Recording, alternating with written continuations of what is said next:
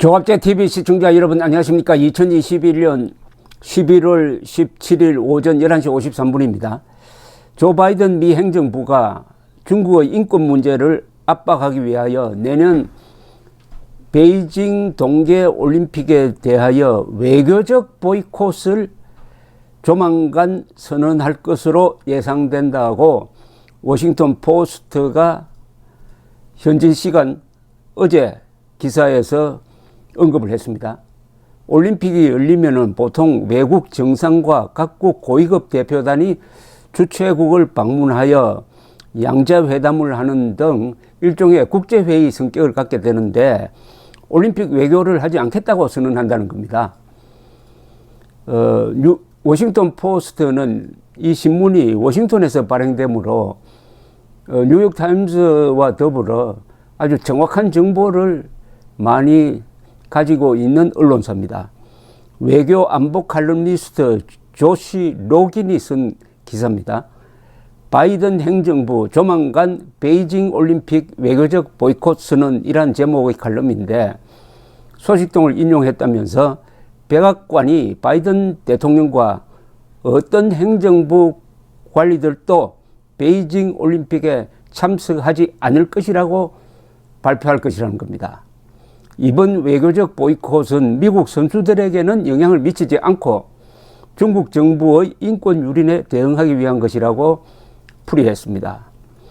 이 로긴 기자는 이어서 아직 기술적으로 최종 결정을 내리진 않았지만 이달 내에 바이든 대통령이 이를 승인할 것으로 보인다라고 했습니다.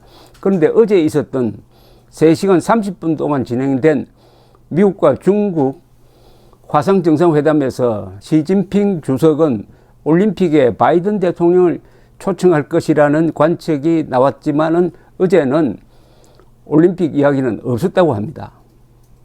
로긴 씨는 보이콧은 이번 정상회담과는 상관없이 이미 그 이전에 검토되고 있다.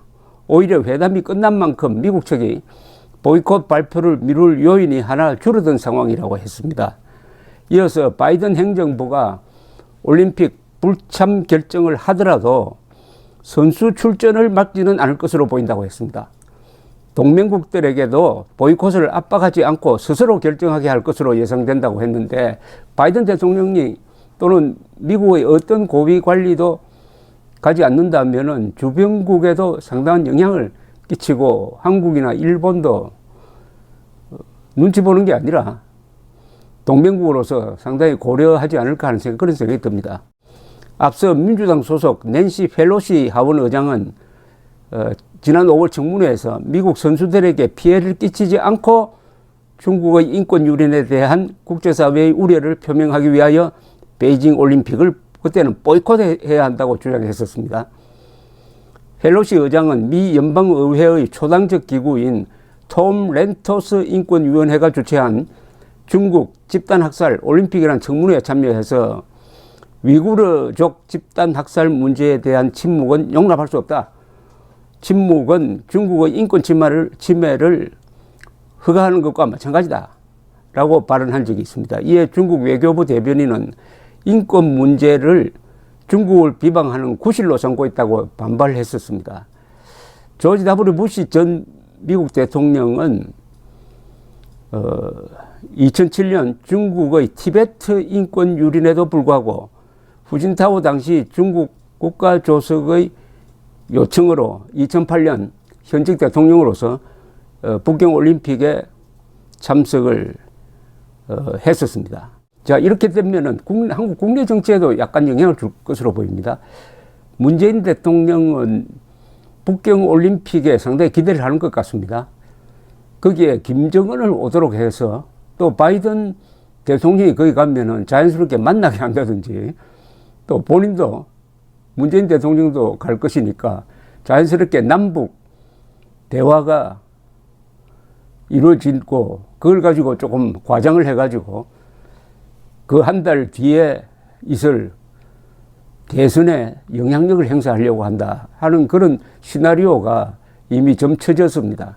그래서 종전선언을 무리하게 밀어붙이고 하는 그런 상황인데 일단 바이든 대통령이 이런 외교적 보이콧을 선언하면은 우선 북한도 영향을 받을 것이고, 시진핑은 체면이 구겨지니까 반발하고 나올 것이고, 이렇게 되면은 중국에서는 문재인 대통령의 초청을 상당히 공을 들여서 추진할 수도 있다는 생각이 듭니다. 2015년 중국 공산인민해방군이죠. 중국 공산군 70주년 창설 기념일에 서방 세계에서는, 그러니까 민주주의 국가 중에서는 유일하게 박근혜 전 대통령이 참석한 적이 있습니다. 그래서 상당히 비판을 많이 받았는데, 그처럼 문재인 대통령을 초청하는 데 힘을 기울이면은 이게 또 미국과 중국 사이에서 한국이 어떤 포지셔닝을 하느냐에 의해서 많이 좀 영향을 받고, 이게 바로 선거 국면과 연결되므로 좀 여러 가지 생각을 복잡하게 하는 상황이 지금 벌어지고 있는 것 같습니다. 이 올림픽이라는 게 원래 고대 그리스에서 만들어질 때는 전쟁을 하더라도 올림픽 기간에는 휴전을 해야 된다는 뜻이었는데 실제로는 그렇게 되지 않습니다. 1936년 베를린에서 올림픽이 있었고, 여기 히틀러가 상당히 힘을 기울여 가지고 모양으로는 근사한 올림픽을 했고, 여기서 송기정 선수가 마라톤에서 금메달을 받고, 또 그 장면을 유명한 리펜스탈이라는 이 다큐멘터리 제작자가 영화로 찍어가지고 불멸의 영화로 만드는 적도 있습니다만은, 그게 나치 독일에 이용당했다 해서 좀 오점으로 남았죠. 그 뒤에 1980년 모스크바 올림픽을 미국이 보이콧했습니다. 아프가니스탄 침공에 대한 항의로서. 그러니까 모스크바는 또 1984년 로스앤젤레스 올림픽을 보이콧했습니다. 그러다가 결국은 언제 만났느냐? 1988년 서울 올림픽에서 동서화합이 이루어져서 처음으로 12년 만에 처음으로 1976년 캐나다 몬트리올 올림픽 이후 처음으로 진정한 올림픽이 하나 만들어졌고, 이 충격이 그 이듬해 동북 공산권이 무너지는데 큰 역할을 했습니다. 상징적으로 보여주는 게 1989년 11월 9일 베를린 장벽을 독일 사람들이 무너뜨릴 때 그 현장에서 불렀던 노래가 Hand in Hand, 서울 올림픽 주제가죠. 손에 손잡고, 거기 보면 Breaking Down the Wall, 벽을 무너뜨린다는 말이 있는데 그런 역할을 한 게 서울 올림픽이었습니다. 그런데 2018년의 동계올림픽은, 평창 동계올림픽은 거기에 김정은이 끼어들어 가지고 남북 관계를 아주 혼탁하게 만드는 나쁜 계기로 이용됐습니다.